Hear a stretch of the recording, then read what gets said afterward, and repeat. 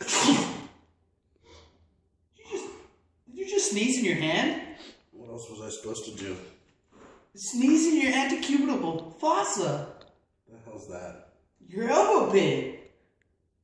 Why? It's gross. Why is it gross? Dude, because you shake people's hands and stuff. And So what? Like, you've been putting your hand in that so thing. how should I sneeze? In your elbow pit. Like a vampire. Alright. Sneeze like a vampire next time. Okay. I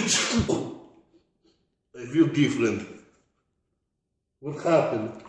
Dude, you're a vampire. Huh? Yeah, you're a vampire.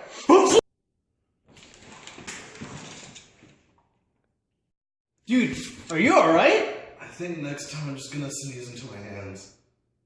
Yeah, I think that's best.